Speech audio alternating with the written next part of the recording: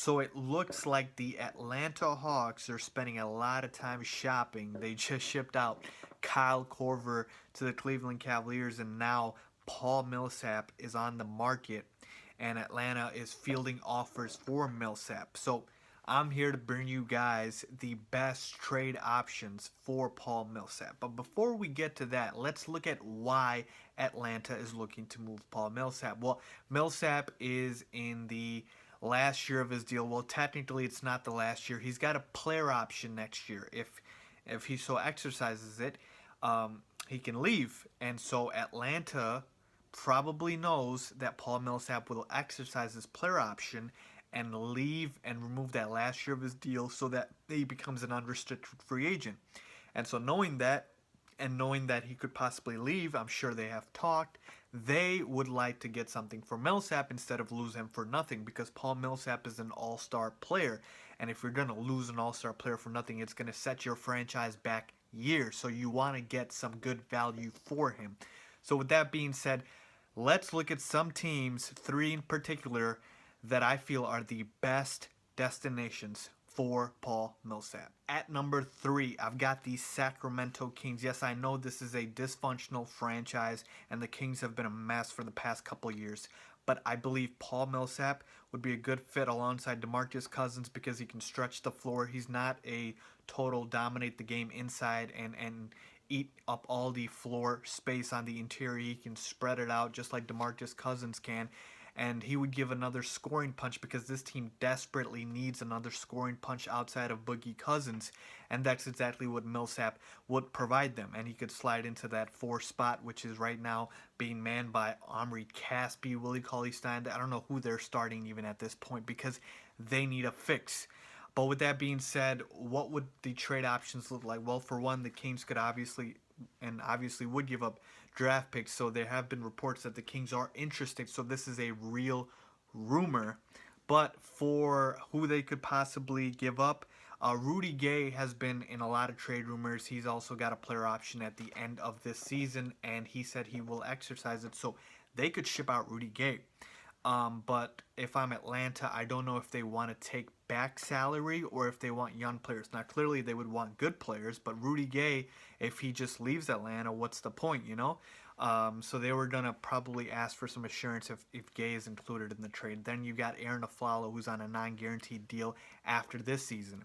So technically, Atlanta could get back Aflalo and Gay, and not even take back any salary because those guys could be released or be free agents, and then Atlanta can decide if they want to re-sign them or not. But really, the big key here is Kings have the draft picks and they have the salary cap ramifications to make this trade work. If you want to include any type of young players, I don't know if that is possible. I mentioned Willie Cauley-Stein earlier. He does still have some potential, so the Kings could ship out Willie Cauley-Stein in this deal, and Atlanta might look at that as a young player and an asset. But outside of that, this Kings roster is pretty barren. They don't have a lot to offer.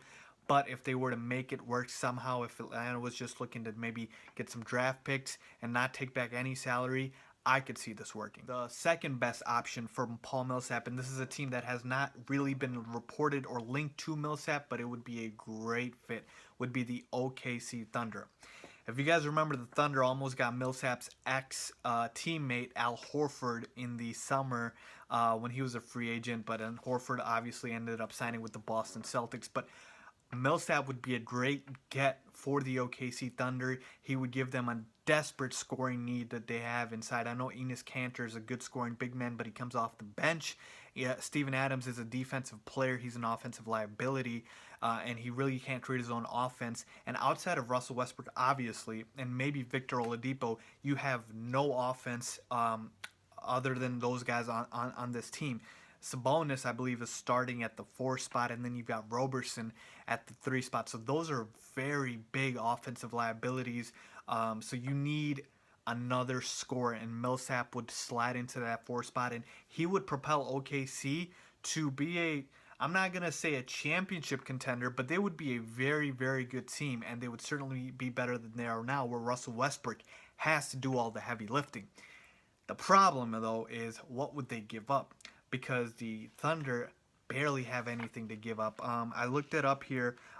Maybe some combination of Jeffrey Laverne, Nick Collis, and Anthony Moore. I know it's not sexy, but obviously you would throw in some draft picks there. Again, Atlanta would want to just maybe get some salary cap space and get some draft picks, and that's the best they could do. If OKC gets desperate, they could obviously ship out Cantor.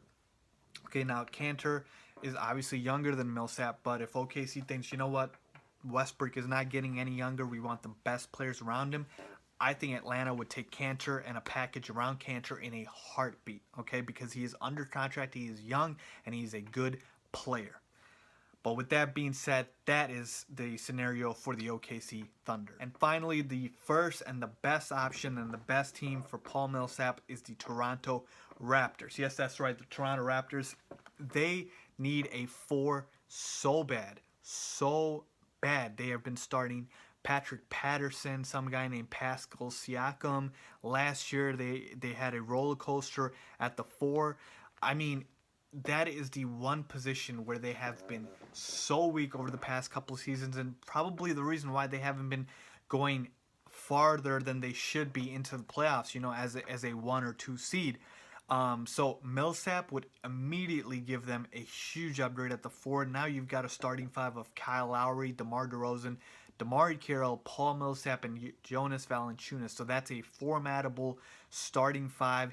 You're going to be a bigger threat to Cleveland because right now the entire offense is Kyle Lowry and DeMar DeRozan. You got barely anything on the interior because Valanciunas doesn't play that many minutes, so you need some scoring on the inside. And on nights when DeRozan and Lowry can't get going, you'll have some inside scoring with Millsap. And with the Raptors, what they have working for them too is the fact that they have players, good and decent players that they can trade to the Atlanta Hawks. And in that, I mean Patrick Patterson would be a good trade chip, and so would Terrence Ross. Terrence Ross is a nice young player who's shown some scoring potential.